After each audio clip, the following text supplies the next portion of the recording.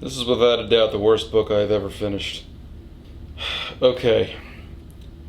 I finished this last night, which was an incredible chore because my original plan was read 3 chapters a night and be done with this in less than 2 weeks. And that didn't happen. It took me about 3 weeks to get through this thing because it is so difficult, it is so stressful to get through a chapter that I had to take a break after each one. It was read a chapter, go chill for an hour. Read a chapter, go chill for an hour. Work on something else or call it a night or something. This is one of the most boring books I have ever read. If I was at least going through a thesaurus, I'd at least maybe learn a few new words. Instead, this is so screamingly awful. I got nothing. This is the worst book I've ever read. That's not an exaggeration. This is so genuinely boring and awful and self-contradictory. The characters are nonsensical, and when they're not, they're idiotic. Bella goes through this incredible depressive episode that is... It's meant to be this deep longing between her and Edward after he fucks off for somewhere and leaves her behind. And she's in such a deep depression that she can't even get out of bed for like 6 or 7 months. And I'm like, Jesus Christ, this is the most dependent character I've ever read about. Babies are less dependent on others than Bella is. And when the main character of the fucking series isn't being outright awful, she's going into so much detail explaining things around her that I have to wonder why no editor caught this. Or I have to wonder if any editor was involved at all. This reads like a first draft. I mean, I'm writing my own novel right now. My first draft is a mess. No one will ever read it, aside from myself. Instead, not only do we have mountains of boring horse fuckery, but we have entire sections that... And you can legitimately cut out half this book and it would be a significant improvement. So much of this can be reduced so easily and without any real thought. 2 things on that come to mind. The first is when Bella goes out and gets a motorcycle. And the movie actually handled this well. She goes up, she brings the motorcycle to Jacob to fix, and she's like, hey, I found these at the dump. You want to fix these up? Done. That's all you needed to do. The situation's set up. You got the motorcycles. They didn't just come out of nowhere. Everything's established well. It works. In the book, what happens instead is she's walking along the road. She sees a couple of motorcycles off on the side of the road. They're being thrown away, and she finds the guy who owns them. Hey, how much do you want for the motorcycles? Oh, they're free. You can go ahead and just take them. Really? You sure it couldn't just pay you? Oh, no, don't worry about it. Just take them. By the way, don't we have class together? Jesus Christ! Just fucking take them. It's... Ugh.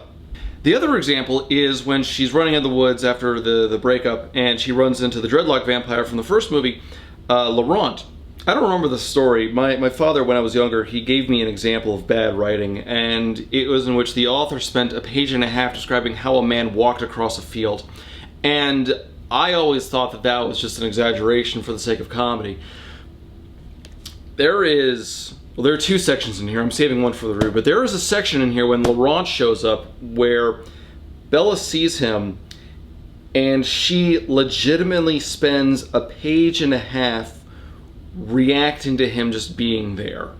I mean, she goes into such details as expressing every single emotion that goes through her head, like literally every emotion, and then gives a backstory on who this guy was. Either nobody edited this book or the editors were trying to get fired. I will not accept any other explanation. Take this for example. Laurent just walks up and Bella reacts by saying, A dizzying array of emotions shot through me in a second. The first was surprise. I was far from any trail here, and I didn't expect company. Then as my eyes focused on the motionless figure, seeing the utter stillness, the pallid skin, a rush of piercing hope rocked through me. I suppressed it viciously, fighting against the equally sharp lash of agony as my eyes continued to the face beneath the black hair, the face that wasn't the one that I wanted to see. That is not the whole paragraph. There are legitimately good books out there. Fans of the show have sent me manuscripts they're working on. They're legitimately good. Somebody published this. This made a lot of money. I'm legitimately upset by that. People defend this. And I don't know, maybe I'm being up my own ass about all this, but this is just so bad.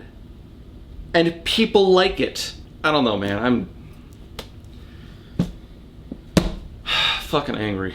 And it's really a shame because as I was going through this, and actually I think this will say something about the quality of this, I was so bored reading this that my brain just, without any conscious effort, started creating an entirely different story, and I kept thinking about the characters and how you just change a few things here and there.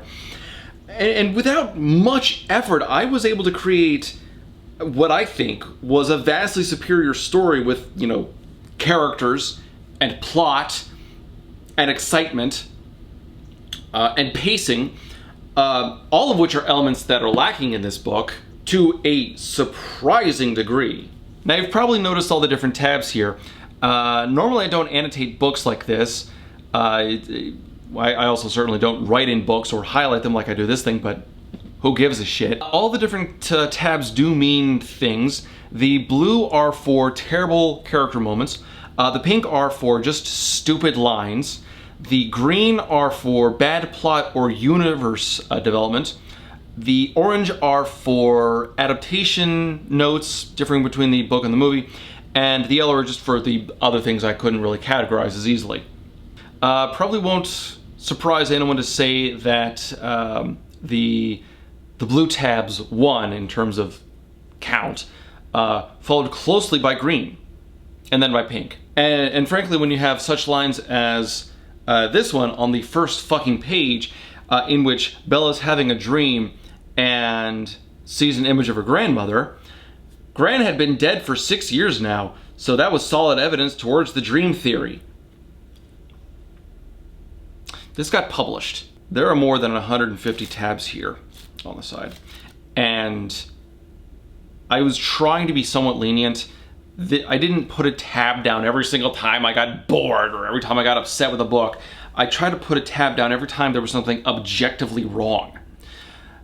There was an objectively stupid line or an incredibly stupid character moment. I'm just going to flip to one at random here. There's one scene after the Cullens leave town.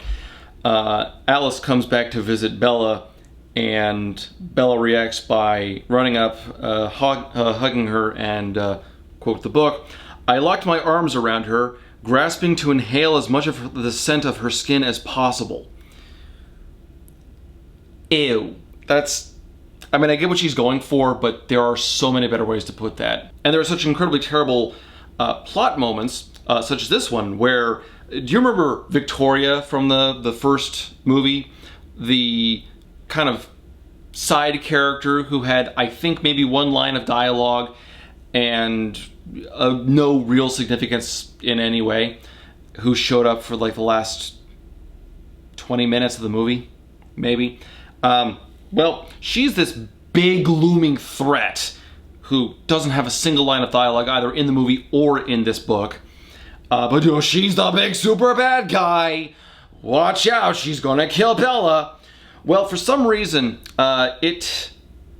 she's trying to kill Bella now, and my question is, why did she wait so long?